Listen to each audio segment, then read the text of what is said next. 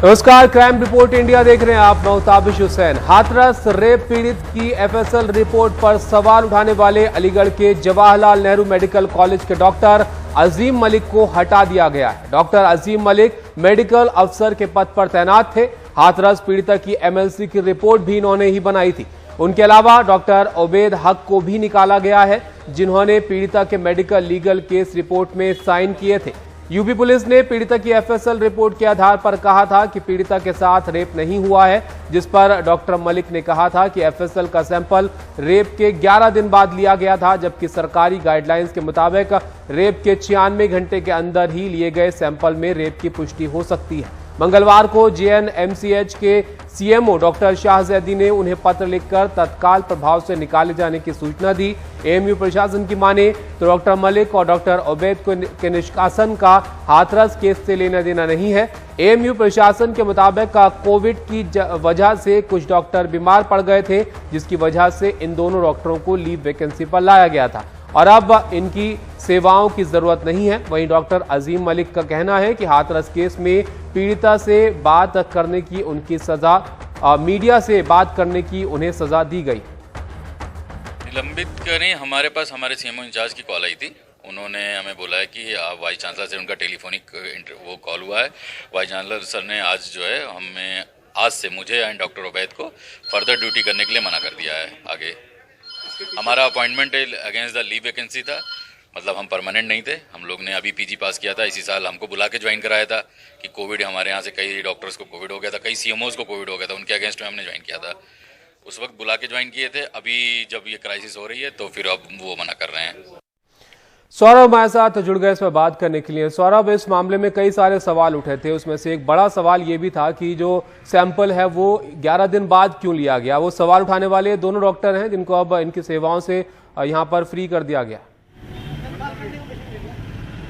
बिल्कुल ताबिश, देखिए 14 सितंबर को ये रेप हुआ था और इन दोनों डॉक्टर्स ने ही जो पीड़िता है हाथरस केस की उसकी एमएलसी रिपोर्ट की थी और एमएलसी रिपोर्ट में इन्होंने लिखा था कि इनके साथ ज़बरदस्ती की गई है। जिसके बाद लगभग 25 सितंबर को यानी रेप के 11 दिन बाद जो सैंपल इसका वजाइनल स्वैब है वो भेजा गया था एफएसएल की जांच के लिए और एफएसएल की जांच में ये पाया गया था कि कोई पेनिट्रेशन नहीं हुआ है, यानी रेप नहीं हुआ। जबकि निर्भया की केस के बाद रेप के तमाम जो कानून है वो बदल गया है, तो सिर्फ पेनिट्रेशन ना होना रेप की पुष्टि होना नहीं है। तो ये एक बड़ी बात है जिसको यूपी पुलिस ने प्रेस कॉन्फ्रेंस करके काफ़ी बड़े चढ़े तरीके से कहा कि गैंग रेप नहीं हुआ है। जिसके बाद इन्होंने मीडिया से बात की थी और उन्होंने कहा था कि गाइडलाइंस ये कहती हैं कि 96 घंटे के अंदर आपको रेप की पुष्टि के लिए एफएसएल के लिए आपको सैंपल लेना होता है, क्योंकि 11 दिन बाद यूरिन पास होता है और जिस तरीके से पीड़िता का इलाज चल रहा था तो काफ़ी घाव भर भी चुके हो सकते हैं। ऐसे में 11 दिन बाद आप सैंपल लेंगे तो उसमें रेप की पुष्टि नहीं होगी। तो ये बात इन्होंने मीडिया से बातचीत में कही थी और इसके बाद काफ़ी अखबारों की भी हेडलाइन बनी थी। एनडीटीवी में भी हम लोगों ने इनके साथ ये स्टोरी की थी। तो उसके बाद से ही इन लोगों पर दबाव है और देखिए प्रशासन तो ये कह रहा है कि ये हो गया था, इनको बुला के ज्वाइन करवाया गया था, लेकिन जो हमारे सूत्र हैं वो यही बता रहे हैं कि इनको सजा मिली है, क्योंकि इस पूरे मामले में जब यूपी पुलिस ये कह रही थी कि एफएसएल रिपोर्ट में गैंग रेप की पुष्टि नहीं हुई है, तो इन डॉक्टर्स ने कहा कि 11 दिन बाद सैंपल लिया जाएगा तो गैंग रेप की पुष्टि नहीं होगी, क्योंकि 96 घंटे के अंदर सैंपल लेना होता है, उसमें ही पुष्टि हो सकती है। तो कहीं ना कहीं डॉक्टर्स भी यही मान रहे हो। तो फिलहाल एक खबर ये भी है कि जो वहाँ के तमाम दूसरे डॉक्टर्स हैं, जो रेसिडेंट डॉक्टर एसोसिएशन है अलीगढ़ मुस्लिम यूनिवर्सिटी मेडिकल कॉलेज का, वो ये कह रहा है कि 24 घंटे के अंदर इन दोनों डॉक्टर्स की बहाली हो, क्योंकि ये कोविड वॉरियर हैं। इन्होंने कोरोना के दौरान कोविड पेशेंट्स का इलाज किया है, सैकड़ों पेशेंट्स को ठीक किया है और ऐसे समय पर आप इनको इस तरीके से नहीं निकाल सकते हैं।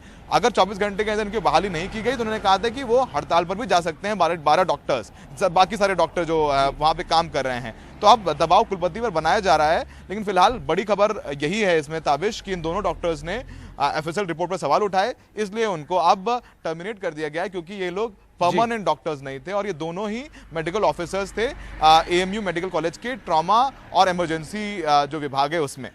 शुक्रिया सौरभ आपका सब जानकारी के लिए। तो एफएसएल रिपोर्ट पर सवाल उठाने वाले एएमयू के 2 डॉक्टरों को हटाया गया है। हाथरस केस से इनका लेना देना नहीं है, एएमयू प्रशासन का ये कहना है, लेकिन डॉक्टरों का सीधा कहना है कि उनको मीडिया से बात करने की सजा यहां पर दी गई है। एक और बड़ी खबर की अब बात करते हैं। चीन के जासूसी तंत्र से जुड़ी हुई यह खबर है। पकड़ी गई चीनी युवती क्विसी से पूछताछ में एक बड़ा खुलासा हुआ है। पीएमओ समेत बड़े दफ्तरों से जुटा रहे थे ये जानकारी और ग्रेडिंग के हिसाब से जानकारी ली जा रही थी जिसे चीन भेजने की तैयारी थी। बड़े दफ्तर में कौन व्यक्ति अहम पद पर है, कौन किस पद पर काम करता है, पद और प्रभाव के बारे में ये जासूसी कर रहे थे, जिस मामले में इनको पकड़ा गया है।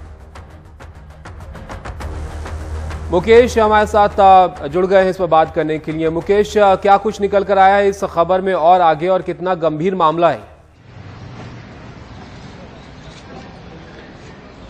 देखिए ताबिश, 14 सितंबर को दिल्ली पुलिस की स्पेशल सेल ने वरिष्ठ पत्रकार राजीव शर्मा, उनके साथ में चीनी महिला क्विंशी और एक नेपाली नागरिक शेर बहादुर को गिरफ्तार किया था। इन पर आरोप ये था कि ये सभी लोग चीन के लिए जासूसी करते हैं और जो पत्रकार राजीव शर्मा हैं, पुलिस ने दावा किया था कि उनके पास से काफी सीक्रेट डॉक्यूमेंट मिले हैं जिसमें डिफेंस से जुड़े डॉक्यूमेंट हैं।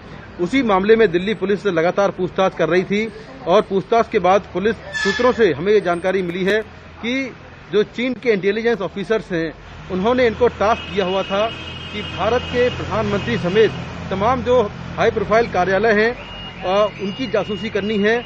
वहाँ कौन सा अफसर कितना प्रभावशाली है, किसका क्या काम है, किसकी क्या पोस्ट है, इसके बारे में जानकारी इकट्ठा करनी है। और जो चीन के जासूस हैं, जो इंटेलिजेंस ऑफिसर्स हैं, उन्होंने एक कोलकाता की प्रभावशाली महिला है, उससे क्विंशी को मिलवाया था और ये कहा था कि ये महिला कुछ डॉक्यूमेंट सौंपेगी जो कि चाइनीज भाषा में लिखे होंगे, जो कि हिंदी में लिखे होंगे और उनको चाइनीज भाषा में ट्रांसलेट करके चाइना में कुछ कम्युनिस्ट पार्टी के नेताओं को सौंपना होगा। तो कुल मिलाकर दिल्ली पुलिस को ये अहम जानकारी मिली है कि जो चाइनीज जासूसों का नेटवर्क है वो भारत में प्रधानमंत्री के दफ्तर समेत बड़े दफ्तरों में जासूसी की तैयारी कर रहा था और वहाँ कौन सा शख्स कितना प्रभावशाली है इसकी भी जानकारी हासिल कर रहा था। तो अभी दिल्ली पुलिस कलकत्ता समेत तमाम जगहों पर जो इस नेटवर्क से जुड़े लोग हैं उनसे पूछताछ कर रही है और इस पूरे मामले की जांच को आगे बढ़ा रही है। शुक्रिया मुकेश आपका सब जानकारी के लिए। तो चीन के जासूसी तंत्र का खुलासा हुआ है जिसमें इन लोगों को पकड़ा गया है जो कि अहम जानकारी जुटाकर चीन भेजने की फिराक में। और अब बात टीआरपी स्कैम की। टीवी चैनलों द्वारा टीआरपी हासिल करने के लिए किए जा रहे फर्जीवाड़े की जांच अब सीबीआई करेगी। सीबीआई ने इस मामले में केस भी दर्ज कर लिया है। दरअसल यूपी सरकार ने इस मामले में लखनऊ में केस दर्ज होने के बाद सीबीआई जांच की सिफारिश की थी। दरअसल लखनऊ के हजरतगंज थाने में एक विज्ञापन एजेंसी के निदेशक ने शनिवार को केस दर्ज कराया था। केस में आरोप लगाया गया है कि कुछ अज्ञात लोग टीआरपी में छेड़खानी कर रहे हैं जिससे दर्शकों और ऐड देने वाली कंपनियों को नुकसान होता है। आपको बता दें कि मुंबई पुलिस भी टीआरपी स्कैम की जांच कर रही है जिसमें कल एक बार फिर 2 लोगों को गिरफ्तार किया गया है।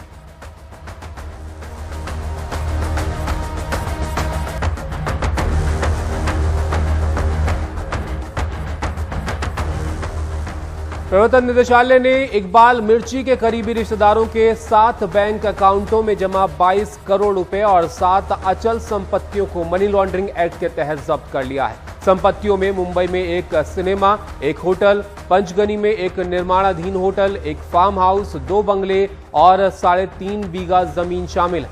इससे पहले ईडी ने इकबाल मिर्ची की 778 करोड़ की संपत्तियों को जब्त किया था जिनमें 203 करोड़ की विदेशी संपत्तियां हैं। कुल जब्त संपत्तियों की कीमत 798 करोड़ रुपए के करीब है।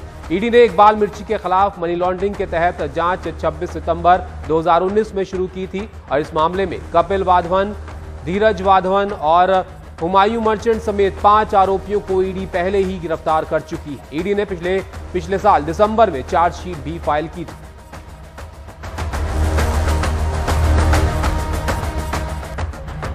क्राइम रिपोर्ट इंडिया में वक्त है एक ब्रेक का। ब्रेक के बाद देखिए बांदा में बेखौफ अपराधी।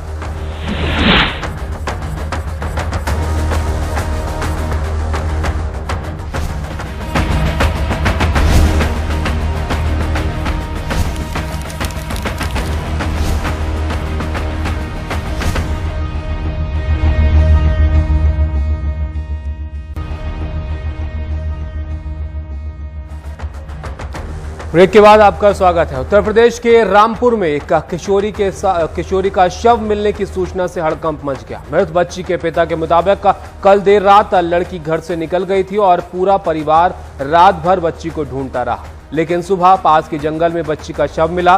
पिता का कहना है कि बच्ची के शव के पास उन्हें एक व्यक्ति दिखाई दिया, लेकिन उनके पहुंचने तक वहां से वो लापता हो गया। लड़की घटना की सूचना मिलते ही पुलिस की टीम वहां पहुंच गई और शव को पोस्टमार्टम के लिए भेज दिया गया। पिता की तहरीर पर मुकदमा दर्ज कर लिया गया है और मामले की जांच की जा रही है। मृत बच्ची 7वीं कक्षा की छात्रा थी।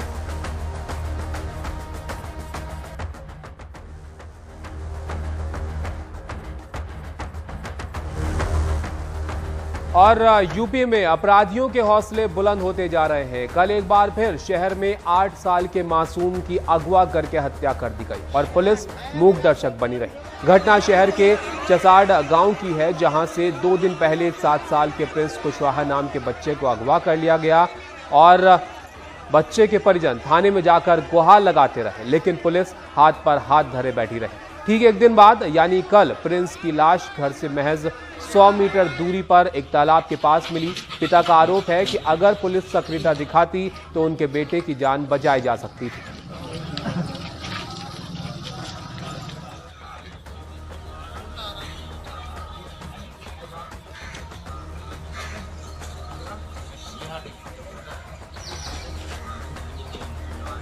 घटना कल 11 बजे से हमारा भतीजा खो गया था। हम उसको सगली हाथ ढूंढते थे, तलाशते थे कि कहीं खेलने चला गया होगा।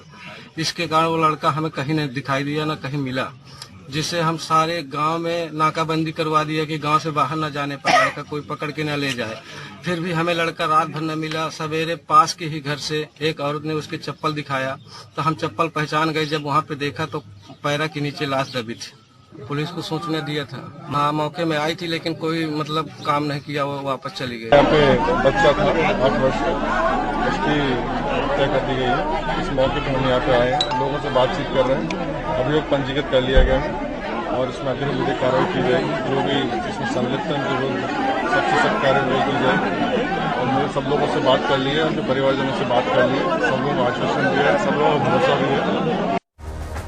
और अब नजर डालते हैं क्राइम रैप पर। आपको बताते हैं कुछ और क्राइम से जुड़ी हुई खबरें। बिहार के बीजेपी विधायक मिथिलेश तिवारी से रंगदारी मांगने वाले को पुलिस ने गिरफ्तार कर लिया है।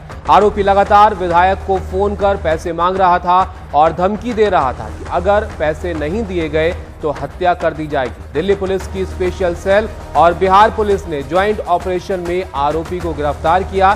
बिहार बीजेपी के उपाध्यक्ष हैं मिथिलेश तिवारी। नोएडा में पुलिस और बदमाशों के बीच मुठभेड़ हुई, जिसमें एक बदमाश घायल हो गया जबकि दूसरा बदमाश भागने में कामयाब रहा। बदमाशों के पास से पुलिस को तमंचा, कारतूस और चोरी की एक स्कूटी बरामद हुई है। बदमाशों पर चोरी के आधा दर्जन से ज्यादा मुकदमे दर्ज हैं।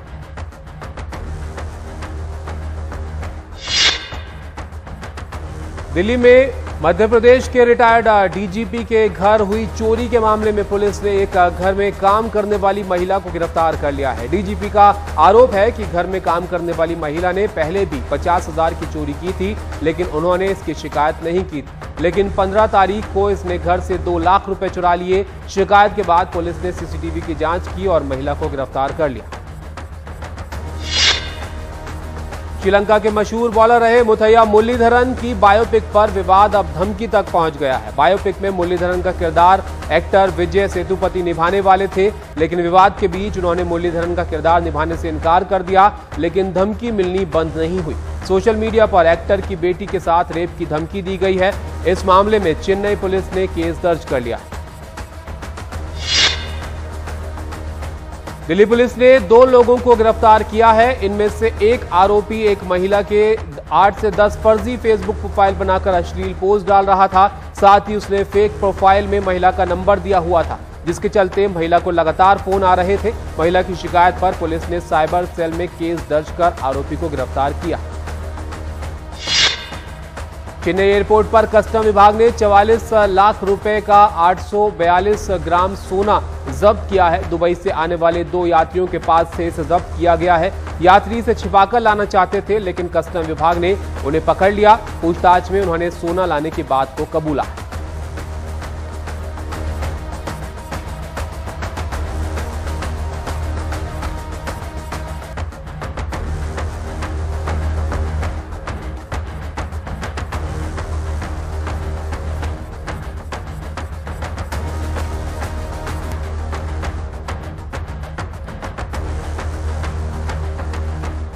और अब आपसे एक जरूरी बात, कोरोना को हराने के लिए मास्क पहनना बेहद जरूरी है। स्वास्थ्य मंत्रालय और नीति आयोग के साथ साथ एनडीटीवी भी आपसे मास्क पहनने की अपील करता है। साथ ही मास्क पहनने से पहले हाथों को अच्छी तरह से साफ करें, ये आवश्यक है। इसके लिए साबुन का इस्तेमाल करें। मास्क ऐसे पहने कि नाक और मुंह ढंग से आपका ढक जाए।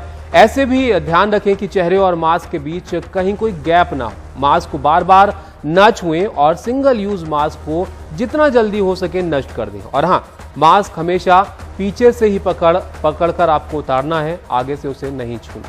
नमस्कार।